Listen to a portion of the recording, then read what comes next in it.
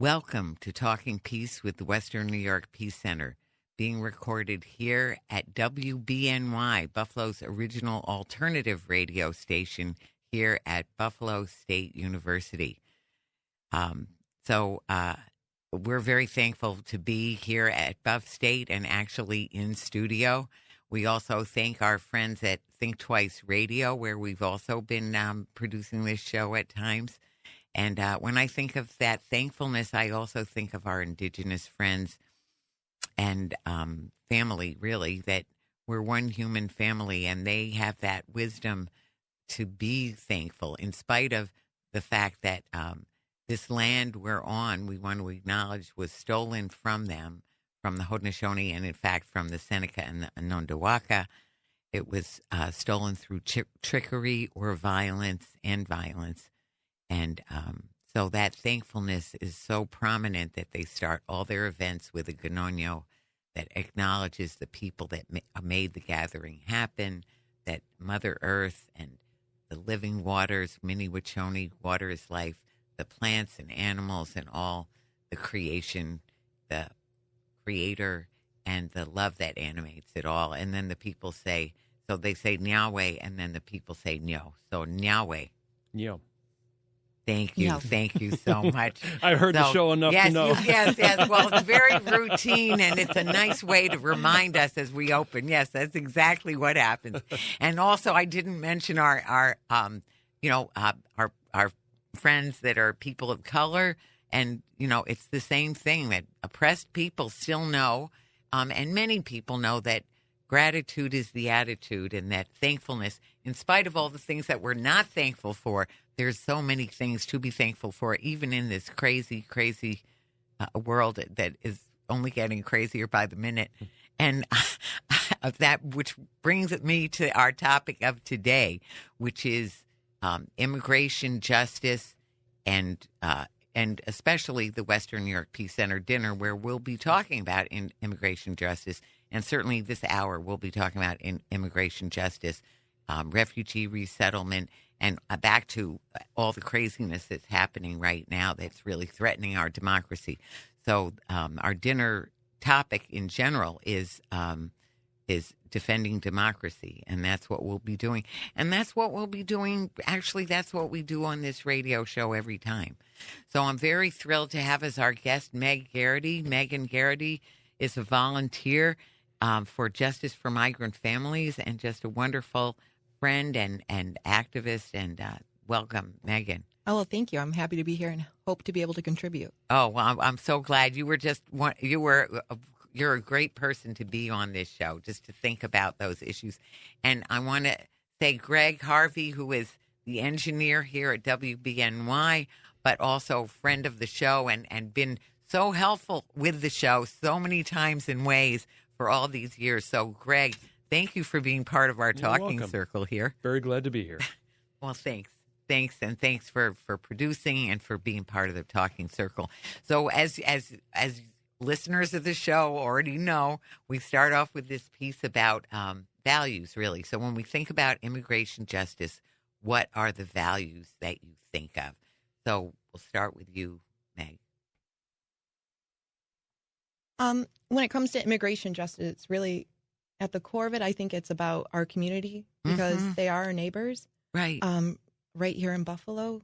Right. It's majority, 25% of our population are immigrants. So wow. Really, if you think about it, that's in our backyard. That's our next door neighbor. You don't know who you're passing in the street. So with democracy and immigrant justice, it comes down to, for me, myself, and I think for a lot of others, it's protecting the integrity of our communities. Beautifully put. Thank you so much, Maxie. I knew you'd be just the person to be on this show. Yes, that is so important. It's our community. It's our very own neighbors that we're talking about. Right. And Greg, what do you think of with values related to immigration justice? Well, I'm a descendant of immigrants myself from Ireland and Scotland and Wales, and I'm basically a European mutt, is what I like to call myself. So, yeah, I mean, everybody needs a fair shake, is my stance on it. Should we have completely open borders? Well, if we all of a sudden had 10 million people, emigrate into the U.S. overnight. That would be kind of tough on the infrastructure.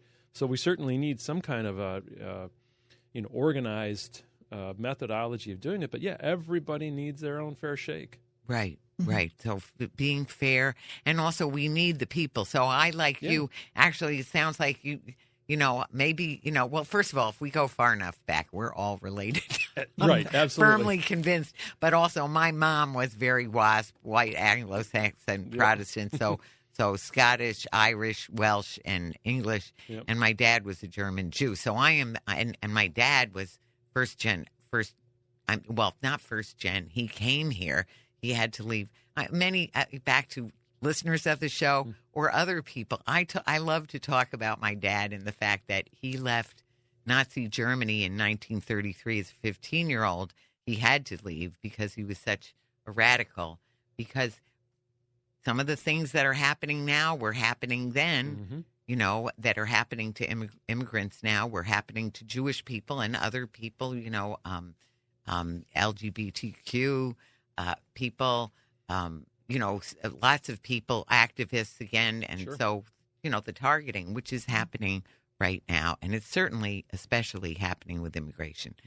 So one of the things I think about, so fairness definitely in our community, and back to, I'll just mention my very favorites of truth and love, because the truth is that our immigration system has been a lousy system for a very long time.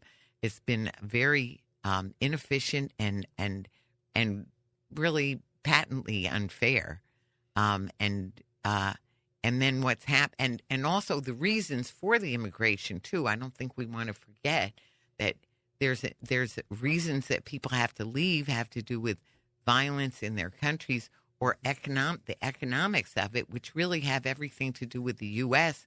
and our policies that make it unlivable, that people can't have a livelihood in their own home, so they come here to try and make some money.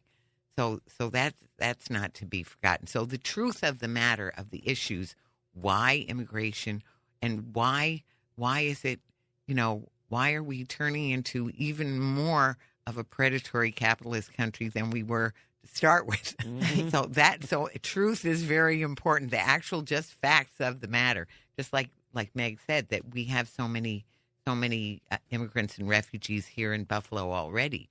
And then love, of course, we love our community, to love each other. We're commanded, and our heart tells us anyway, to love each other, and to, we're happier more, and, we're happier the more we love each other, the more we care for each other and learn to love each other. The stronger and better a community we are to deal with the issues that we have facing us, which are aplenty. Right. But anyway, so on that note, so let's go around a little bit now more about immigration justice and the issue and how things are right now for immigrants. So, Meg, if you want to, what's the part that you think of when the most important parts that people need to know? I think we need to know right now is that there exists this underlying level of fear for a lot of people in our immigrant community. They're afraid to go out and seek medical attention, civil services. Like right now, most things that we take for granted, they're afraid to utilize. If something happens, they're afraid to contact law enforcement because they don't know what might happen to them. Are they going to be treated as a criminal? So there's a lot of that going on, and I feel that we should be here using our privilege and extending a hand and being allies and offering support in that regard to help lessen that fear. Absolutely. Thank you. And the fear generates so many problems in and of itself. So people get sicker because they're afraid to go to the hospital. Crime that should be reported isn't reported. It's a very bad situation. And the reasons people are afraid too, there's, which we could go, if you want to say anything about that. I think right now we don't have provisions established that guarantee protection, and there's just a general uncertainty. There's a lot of people that are doing everything by the book. They're going to their court days. They're following everything. They're paying taxes, which they don't receive the benefits of, and they're still being treated like they've done something wrong. And so I think there's a lot of confusion and a lot of instability. And in order to move forward, we need to get a hold of that. Right. Thanks, Meg. And Greg, what do you think about what's going on, either about what Meg just said or what you've heard or seen in the news about what's going on with immigration? Essentially, what I recall seeing and hearing, on an almost daily basis is how the current administration wanted to or pledged to get out, to deport the worst of the worst. And we don't seem to be seeing that from the news reports that I've seen. It seems to be just any old person, not a really good description, but it could be any citizen. Right. Is citizen the right word? Because well, any person, you're right. Any old person was a fine description. Yeah. It was just completely, not based on anything to do with any crimes or anything else. Exactly. Yeah, could be somebody from Mexico who's a gardener or who works at Home Right. Depot or et cetera, et cetera, et cetera. Right. Which is totally unfair. And I think it's grand. It seems to me it's grandstanding. They're looking for, see, we told you we were going to do this, and now we're doing this, to the detriment of everybody, actually. Right. No, it's just heinous. It's just terrible because, and it has been, the courts adjudicated it so wrongly that people can be picked up on the basis of their appearance, of the language they're using. So I was going to say it's very arbitrary, but that's not true. Right. It's very racist. It's Right. very racist Absolutely. and xenophobic.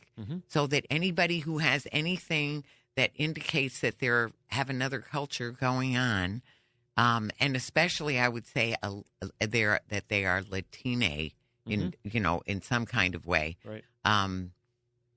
Those are the people that that are gone after, or lots of other immigrants. So back to xenophobic, just people who look like they are Muslim, Latina or Hispanic, or even Oriental or from some Southeast Asia. There are people being they're Afghans. There's the Batavia facility. I was just out at the Batavia facility on Saturday for a vigil, really, a Christian vigil that was called Compassion, Not Cruelty. And they put it together. It was very interesting. It was put together by, mostly pastors, Christian pastors that are and other Christians who really want to refute the racism and the xenophobia that's coming out of the Christian right, and that out of the Christian right church. The churches are promoting this very unchristian, totally, against any of the teachings. Jesus said to welcome the stranger, and all the religions say that, to love your neighbor, love each other. All of our religions say that. And so anyway, Batavia is full. They keep sending people elsewhere and filling it up again so that to keep people from being able to access their court dates and things like that. It's just atrocious. So far from arbitrary, it is just this xenophobic kind of thing. And then people are being kidnapped right off the street. So I want to say we are expecting a call from Professor Dr. Sriram of Canisius University. He won't call quite yet. He'll probably call in a little while. Okay. But when we have the Western New York Peace Center annual dinner on November 10th, we will have him speaking on immigration issues and refugee resettlement. In fact, he just wrote a book on refugee resettlement. But I think, when we talk about the dinner, so one of the things that we're going to do is talking about defending democracy. We'll be talking about, we have 4 different speakers. That's Craig McIver, who is the former head human rights lawyer for the UN, who quit over the failings of the way UN has failed Palestine. So he will be there talking about foreign policy and how, we have to defend, what's going on with our foreign policy and how we can defend democracy relative to the foreign policy. Then we'll have Franchelle Parker, who's the executive director at Open Buffalo, and she'll talk about racial and economic effects of what's going on at the helm, and how that's eroding our democracy. And then we have a professor and Dr. Shannon Seneca, who's actually at UB in the Indigenous Studies program, but she's been a friend and ally for many years, working very hard on the West Valley cleanup, a lot of environmental issues, as well as indigenous rights, et cetera. And last but not least, Sriram will be speaking about immigration justice and some of the domestic issues that are related, because there's all of these issues are interrelated and interconnected. We know that. And they, the economic effects of what's going on in immigration, for example, the physical effects of not having, of people being taken out who are the people who are taking up the harvest and things like that. Right. But anyway, so the dinner, if we can talk about the dinner a little bit, I'm going to say I'm very excited because we haven't done this before, of having a panel. And I've always loved that and really stressed. I think one of the biggest things that the Western New York Peace Center has stressed in our work is how all of our issues are connected.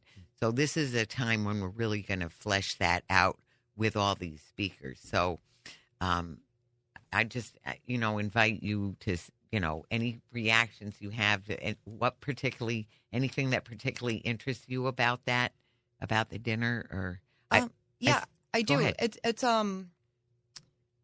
like I study sciences, so I look at like a biological system, and when part of your biological system is failing, the whole system fails. Right. So if we look at the human race, the way we're handling immigration policy right now, we're failing our system. So how can we how can we maintain homeostasis when part of our system is failing? And so I'm thinking about that, and we really are connected. We can't thrive as a whole, right, if part of us is hurting.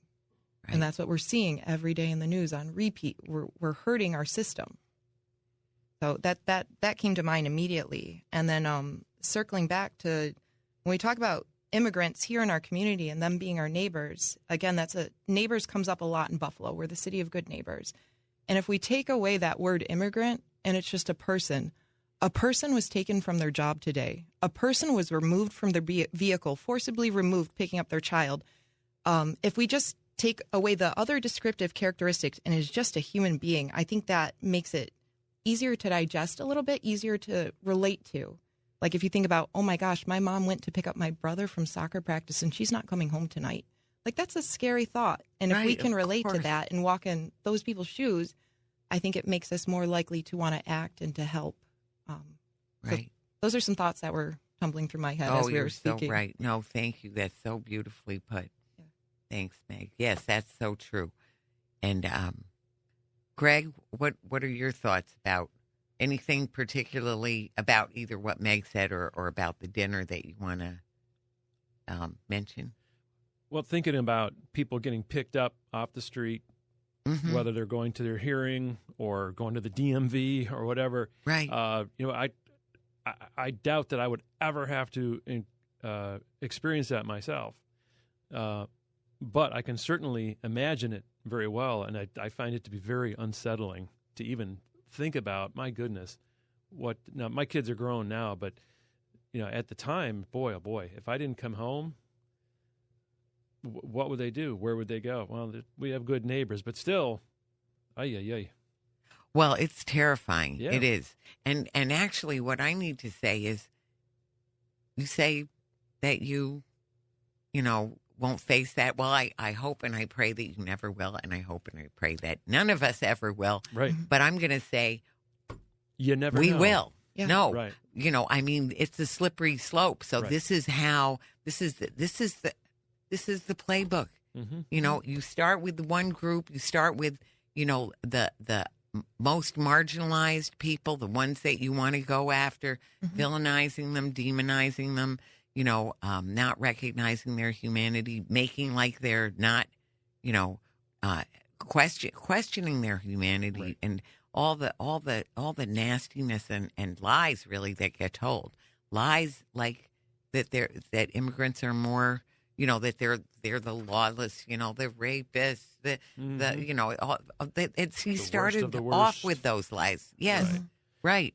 And what we know, the actual facts are that immigrants are more likely to be law abiding, more likely to be hardworking and industrious and productive, and I have to say it again, law abiding, Right? Not criminals, not at all. It's more of an exception with them than it is with the rest of the populace. When friends of mine will bring up, well, these quote unquote immigrants are doing this and doing that and bombing things and blah blah blah, I remind them of who the bomber was of the Murrah federal building in Oklahoma City. Right. A kid right from our right backyard. Exactly. He was a military kid. He was born here, and he's the one that perpetrated that, amongst a few others, of course. But so usually when I bring that up, it shuts the conversation down quickly, because then they realize, well, yeah, okay, my argument doesn't have many legs to stand on. Right. Well, because it's manufactured and it's just based on lies. Right. And now, disinformation. Is it true that some people who were not citizens, who might have been immigrants or not even immigrants, but who came into the country, is it true that some of those folks have perpetrated crimes, and some of which were horrific? Absolutely. But so have, born in America, third, fourth generation Americans have also committed crimes like that. And at a much higher rate. Oh, absolutely. And at a much higher rate. Now, I want to say, when we talk about violence, then they say, well, first of all, violence, it doesn't have, does it have a race? And people say no. I'm not convinced of that. But if anything, we could go into that. But I don't have the actual data to.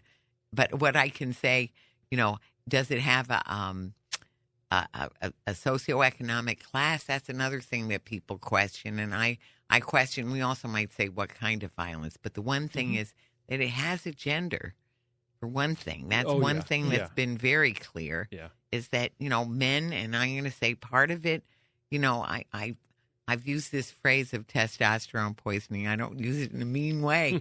I mean, it means that fight, flight, freeze, you're more apt to come out on the fight part. Sure. That's just genetic. I mean, that's just, hormonal fact. But anyway, but what we do know is that the more people are being picked up, the more the disinformation is coming out and people are being picked up for no reason, the more that becomes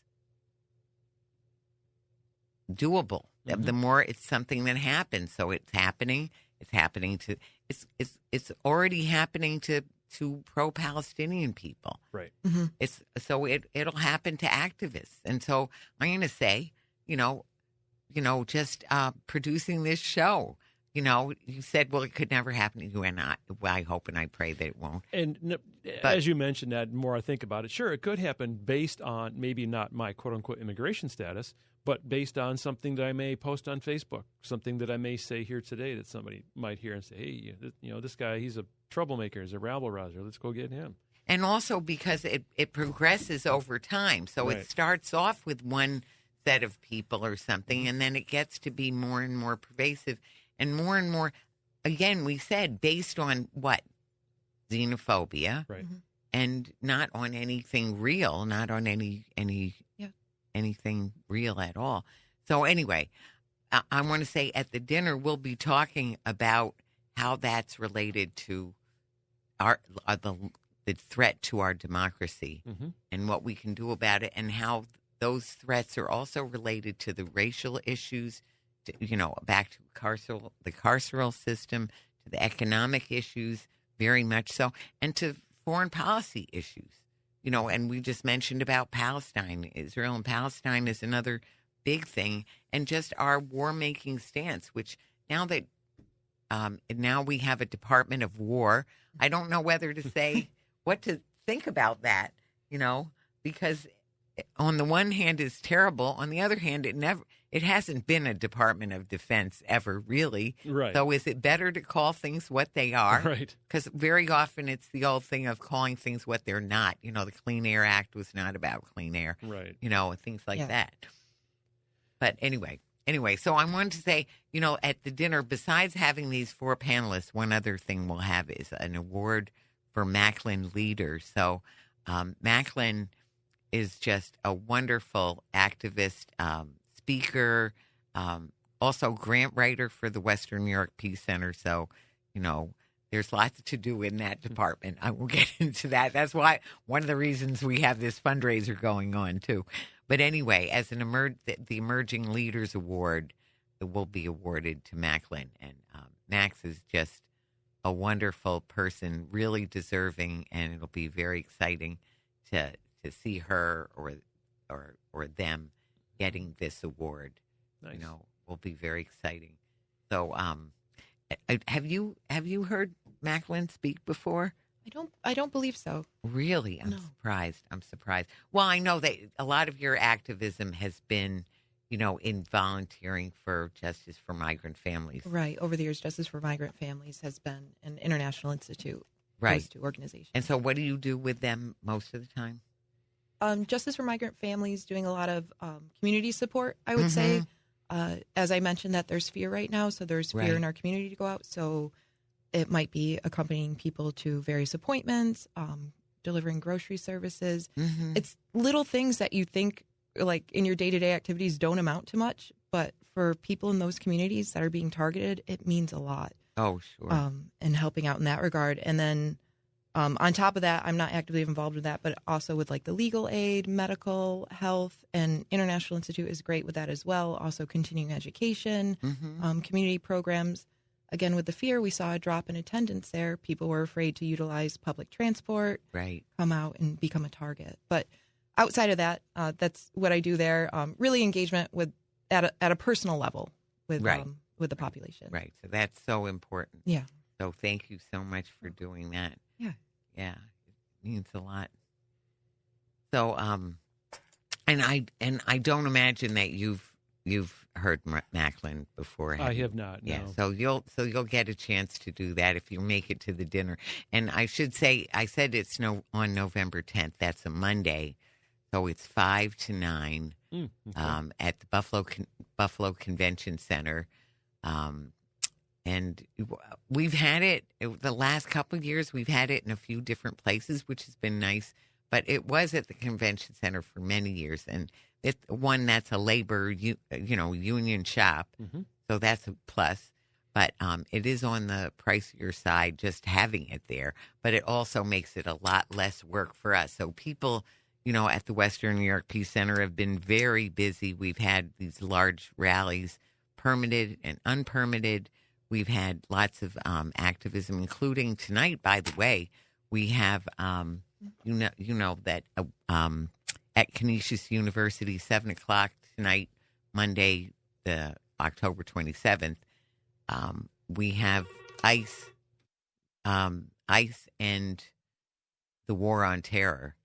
So I'm excited about that. That'll be at the Student Lounge in the Science Hall, which is at the meeting of Maston and Maine. So there's plenty of parking. There's a parking lot right there, plus street parking there. So I think we have a call. Do we have our call? We've got the doctor. Yeah. We do. Dr. Sriram, welcome. Thank you. I hope you guys can hear me. I'm in my car. Oh, yes, we can hear you fine. I should have said assalamu alaikum. Thank you. Thank you. Thank you for acknowledging the greeting, too. Oh, no, and we're so excited about having you come to the dinner. I know you're busy all the time. It was great to see you the other day, too, at Dr. Taylor's talk. Oh, that was incredible. I mean, that I can confidently say in the 4 years I've taught at Canisius, that was the best guest speaker, the most riveting. I had so many students there, and just to Wonderful. see, like, the connections he made was amazing. Well, I should say for the listeners, we're talking about Dr. Henry Louis Taylor, who is with the School of Urban, is it urban planning, urban and architectural? I'm not getting sure, it right. but, I'm not getting it right, but he's at UB. He's very, very active and very senior. Wonderful professor at UB. But I want to say you have quite a following yourself. And in fact, one of the students we are working with in the communications department said they're so excited that you're going to be at the dinner that they can hardly wait to hear you. I mean, that's gratifying. I think the reason why I like teaching at Canisius is because of its Jesuit tradition. There's a real emphasis on doing good, following this famous quote from St. Ignatius of Loyola, "Go and set the world on fire." So I'm asked to teach classes that are more than just the textbook and connect to our community. So it's a win-win for me. Well, I know you do a wonderful job just from the amount that I've talked with you. And what I've heard, and I'm very excited about your book, too, that we're going to have on hand. I know you told Leslie Pickering at Burning Books, so they're going to have a supply of it. What is your book called? So it's called Refugee Resettlement in the United States. Mm-hmm. It's a textbook, but the whole book is less than, I think it's just about 100 pages. Mm-hmm. And it's actually the first American political science textbook on the topic. Because Wow. Unfortunately, for years, refugee resettlement was not discussed in political science, even though it is a very political system and policy system. Right. And in a weird way, I can't believe I'm saying this, I have to kind of thank Donald Trump in a way because when he first ran for office in 2016, he was very much responding to Syrian refugees, and that became a big focus of his campaign. And almost overnight, there was a need for political scientists to talk about refugee resettlement. So I wrote the book for people who want to talk about it, want to talk about immigration, but they're not a specialist. And I think it's Right. accessible by everyone. So I love the fact it's going to be available at the event. Well, it's so important. And as we were saying, all of our issues are connected. So, first of all, without our immigrant and refugee, first of all, the refugees need protection, asylum, that's under international law. So, and it's an actual law, and it's a moral law. It's everything good about it, and plus, it's good for countries to have new people. The variety is the spice of life. We learn more, we're stronger together, and the more varied we are, the stronger we are. Is also true. Agreed. I mean, let me just mention two things. First of all, and I'll probably talk about this at the November 10th dinner also, is that this December will be 60 years since President Johnson signed the Hart-Celler Act, or the Immigration Nationality Act, which removed quotas. And it's because of that legislation that my parents emigrated in the 1970s. Mm-hmm. So absolutely, and I've said this before and I'll say it again, I think the litmus test for democracy is how a country treats refugees. Right. And Vicki, what you said is so spot on. It's an international right. It's governed that you have the right to asylum, and yet not just under Trump, even under Biden's administration, they use that Title 42 to prevent people from even applying for asylum at the southern border using public health. But we also know there's long history in the U.S., going back way back, but even especially with AIDS, where governments have used immigration as like a stool pigeon when it comes to, quote unquote, the spreading of disease.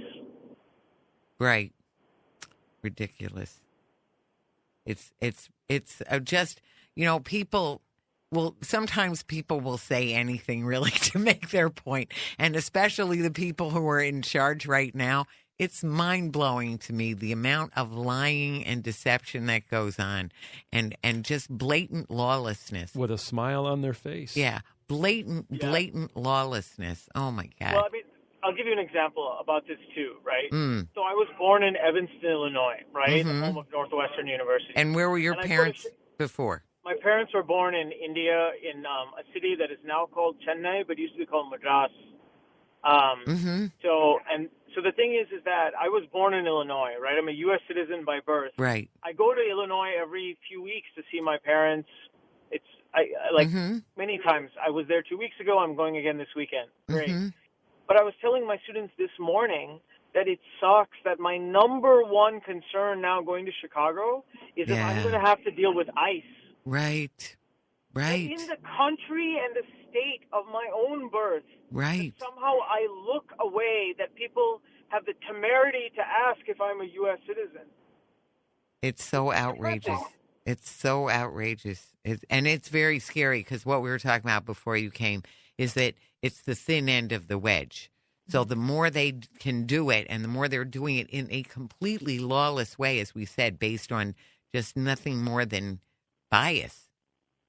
A language, what language people are speaking. I like to speak different languages. Yeah, do you have an, or are you just speaking a different language? Right? I like speaking a different language, but or you know, the way people look, especially, and you know that's the big one. That's the one they. Go ahead. The worry that I have, and I'm going to speak about this at the dinner also, is good. The worry I have is that this is not really about someone's status. It is absolutely about race. And right. I guess the Supreme Court said so recently. They've basically given ICE carte blanche. And then Stephen Miller went on TV the other day and said that ICE agents are essentially immune from any kind of issue. And anyone who attempts to interfere with ICE activity, essentially they are the ones committing a felony, that ICE agents can act with impunity. Yes. And what's scary is that, like, okay, for example, like Chicago is home to a very rich Eastern European community. I mean, there's even a suburb, a neighborhood called the Ukrainian Village, right? Mm-hmm. And that's what makes Chicago strong. Illinois is the only state that has a public school holiday named for a Polish soldier of fortune who fought in the Revolutionary War. That's Casimir Pulaski Day. Okay? Only state in the Union that has this, right? Mm-hmm. And yet, right, like it's crazy. And I want to be clear what I'm saying here. I don't want ICE to target anyone. Right. But I think it is terribly suspicious that there are people in Chicago who are undocumented from Europe and other countries who are not affected by ICE thing at all. So it's really not about citizenship. It's about race. Exactly. That's what we were saying. Race, and there's a level of xenophobia, but certainly racism is just a prime driver, or even the prime driver. And actually, it's so big, and we were talking about how all the issues are interrelated and interconnected. So also, when you look at where we're fighting, who we're fighting, you know, the wars that are being initiated, and who's being defended and who is being attacked, right? Who's being given 100%. Arms? Well, we do give arms to almost anybody. I don't mean to negate that, since we're the biggest arms merchants in the world. So then there's that. So anyway, well, we're so grateful for you, and there's so much more we need to talk about what needs to be done, and we will be getting into that more on this show, and especially at the dinner.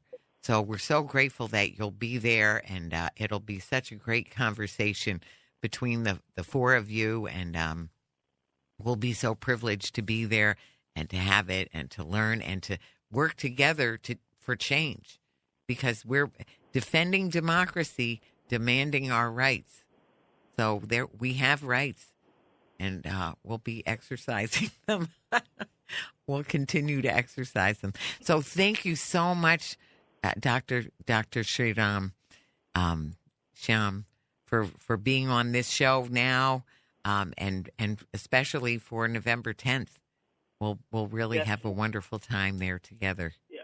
Thank you for giving me the chance to speak a little bit. And yes, I appreciate the enthusiasm. And, you know, I've lived in Buffalo for 4 years. It's a great place to live. And I would love, I'm just looking forward to having those conversations and creating a set of action items. Yes. So looking forward to it.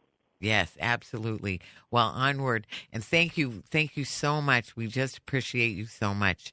So we'll see you No problem. then. Appreciate you too. We'll see As you. we say in Arabic, Jazak Allah khair, which means may God reward you for the good that you do. Say it again. Jazak, Jazak, Jazak, Allah, ALLAH, Allah. Mm-hmm. khair, Khair, which literally means may God reward you for the good that you do. Jazak Allah khair. Yes. Yes. Wonderful. Shukran. Up one. All right. Talk to you soon. Masalama. Bye for now. Bye. Thanks. So wonderful. So that's Dr. Shyam Sriram. It sounds like it's going to be a good panel. Oh, he is wonderful. He is excellent.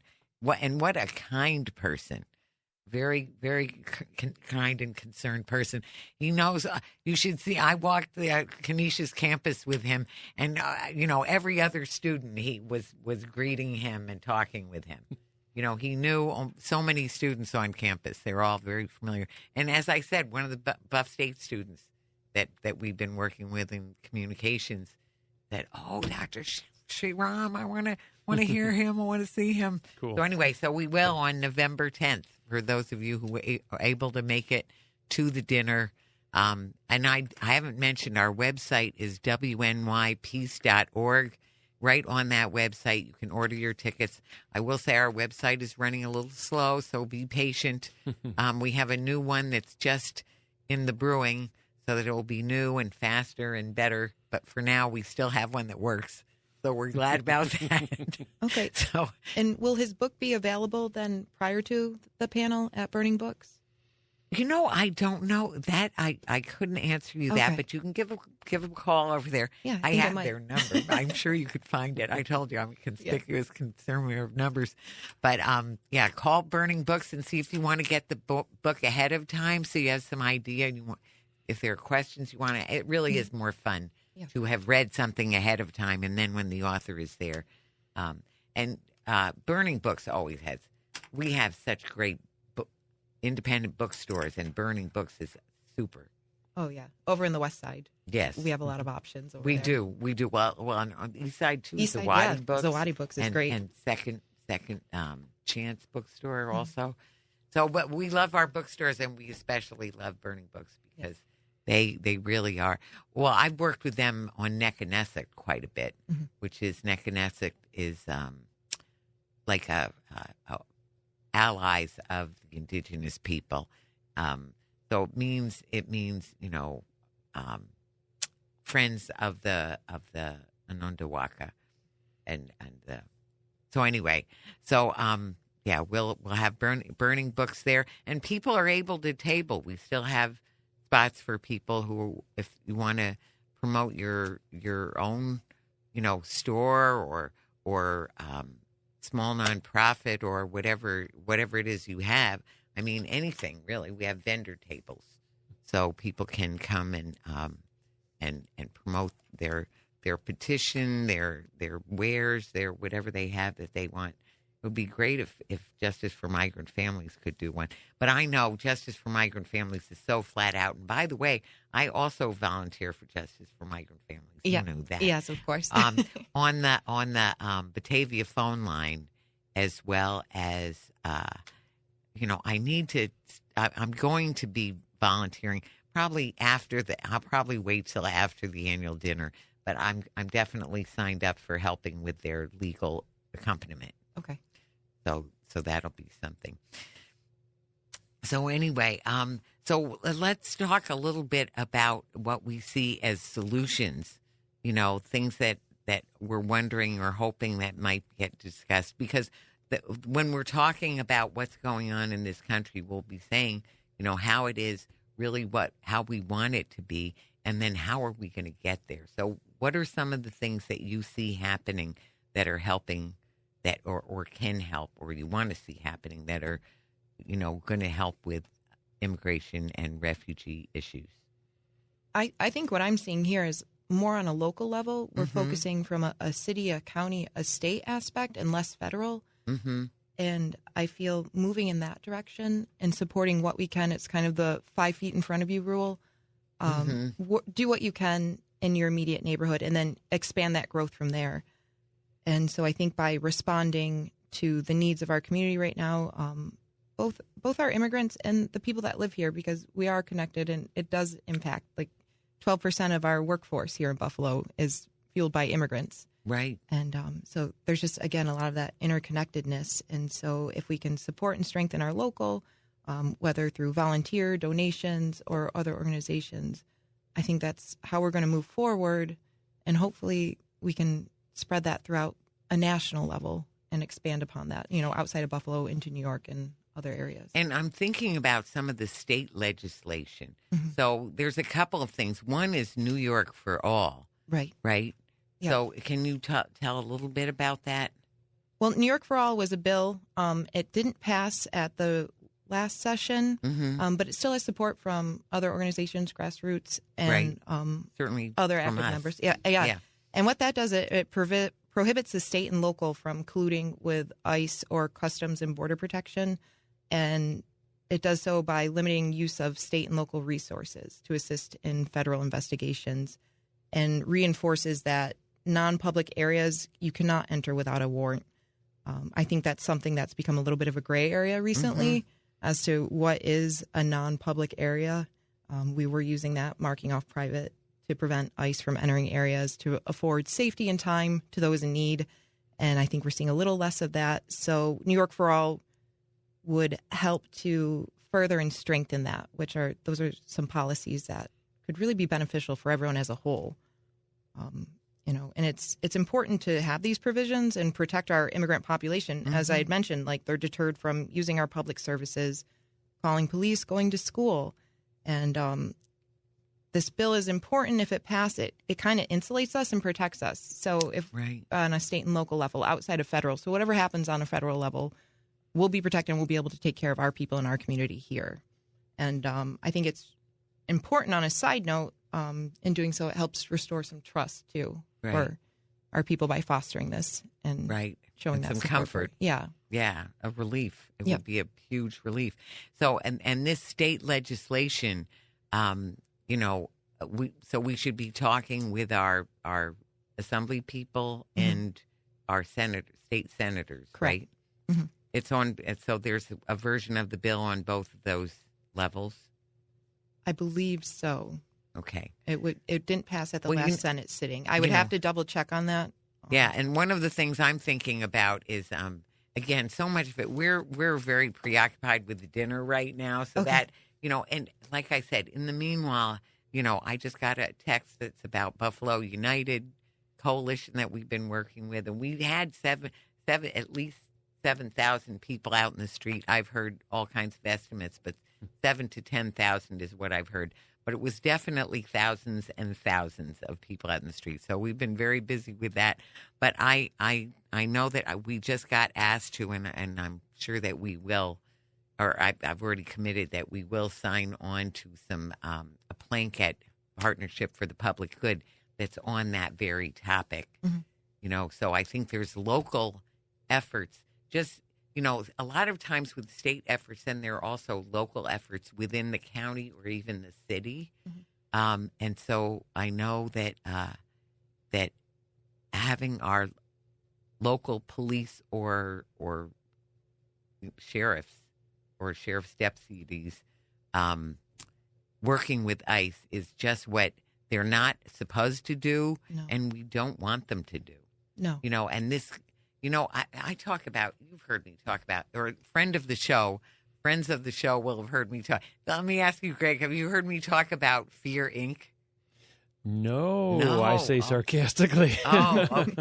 You're sarcastically? Right. No, absolutely. So you've heard it. Sure, absolutely. Yeah. So I think it's a useful concept because it just ticks me off to no end that they can't shovel money fast enough for efforts that that the police, the carceral system, and especially the military, which is the most expensive, with 900 bases all over the world. So all that money just gets slam dunk, goes out. The money that is called foreign aid, that is really giving weapons, so it's really aid for our weapons manufacturers. All that money, we are not worried. Price price is not an issue. We don't need to know the price, right? But then when it comes to people grabbing money, grabbing food out of the mouths of babes, Right. that's what they're doing, taking health care away from sick people and giving more to the wealthy, and then also to this Fear Inc., which is all the efforts to control, intimidate, incarcerate, or even kill the populace.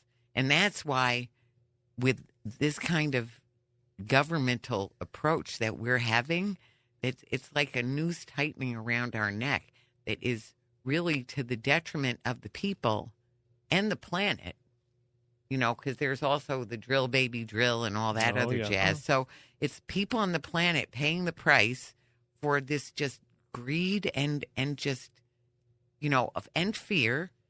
Fear and greed are in there, mightily. Right. No, I'm just saying, outside of immigration and just going back to our community and talking about excessive spending, flippant spending, I'm seeing food scarcity skyrocketing. There's daily requests online and on these forums asking for food. Right. We shouldn't have this in the land of so-called plenty. Right. Why are my neighbors asking if I have extra rice to spare? We have enough for everyone, and I think we need to get there. And it's taking care of, when I say community and I say neighborhood, that is everyone in there, and especially like our immigrant population. But we need to take care of everyone there as well. And that's when we hear these reports of this excessive spending. It's like, why? Well, and that's why I say at the dinner, we'll be talking about immigrants and refugees, but we'll be talking about all of it, So, and back to, I keep saying defending our democracy and demanding our rights. So we are the people, we love each other, and we won't let them wreck our planet or our community. We just have to fight back. We just have to sort of regain the reins and the controls to put the priorities back where they are, legally, morally, and just sensibly. Fear and poverty are drive violence. So it's going to get more difficult, not less difficult, when people don't have what they need. In fact, when we were doing Peace Jam, these kids did, for their Global Call to Action project, they picked human security. And what that meant to them was people getting their needs met. And that's what makes us safer. That's what we already know. So this whole foolhardy and just criminal activity that's going on under the guise of government is just, what can I say? Shaking my head. I don't know what else to say. But anyway, here's the thing: is not to get crisis equal to opportunity. So things, when things are getting displaced and changed and all of that as they are, it's an opportunity for us to make things better than they were, not worse, when we get to that point. And I do believe that we can get to that point. So anyway, if I just want to go round, I think we're getting towards the end of the show, are we? Getting towards the end of the hour, yeah. Yeah. So just to think about, if what do you want people to remember out of this show? What do you think it's important for people to be thinking of or doing? Oh, there's so much. Oh, there is so much. Yeah, just a few things. That's a just tough a few one. doable things. I think I want listeners to take away that immigrants are your neighbors. They're your friends. They support you, and they deserve your support back. And also, this isn't about fear. This isn't to make you feel bad or shame. I want people to know you have the power. You have the power to change things. A call to action, whatever it may be, whether it's helping deliver groceries or it's going to a protest, they are equally valuable. So know your power, know your voice, know your rights, and stand up for yourself and stand up for others, because silence is compliance. Thank you so much, Meg. You're so right. And Greg, what about you?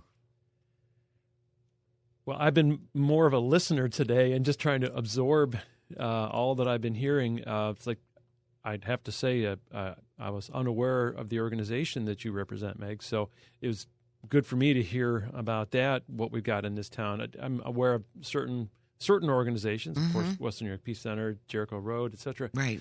But I have a lot to learn, even though I'm very sympathetic to what we've been talking about today. There's so much more that I need to learn.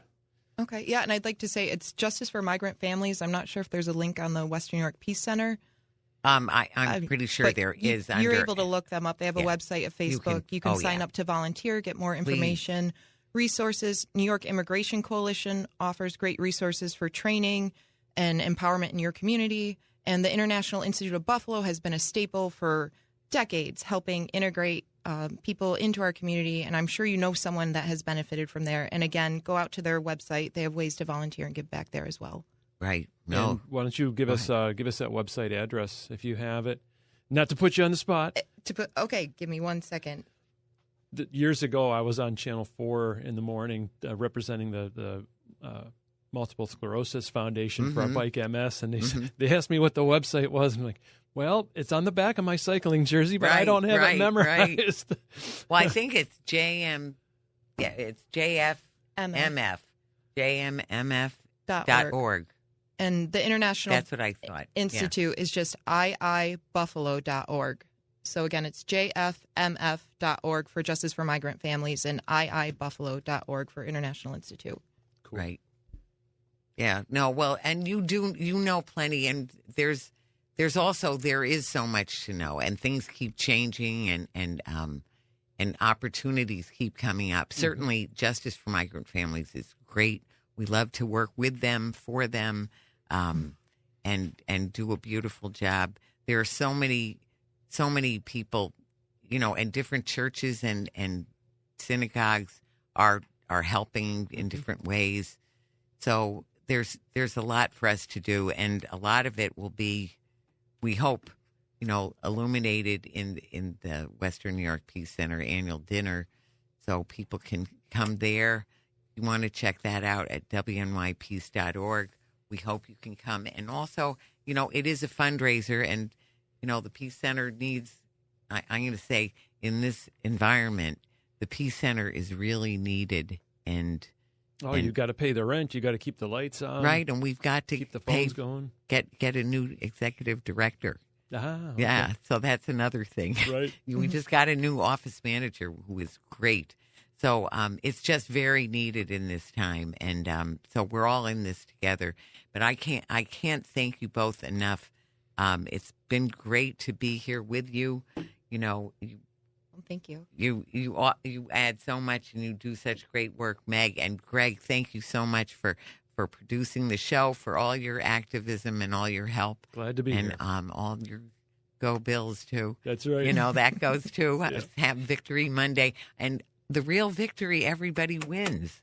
That's right. Yeah, even in sports, I can still say that. Yep. I guess it's a little bit of a different thing there, but we still in our work and in our society, when we all benefit, we all win. Agreed. That's what we need to do, and I'm so grateful for both of you for being on this show, and.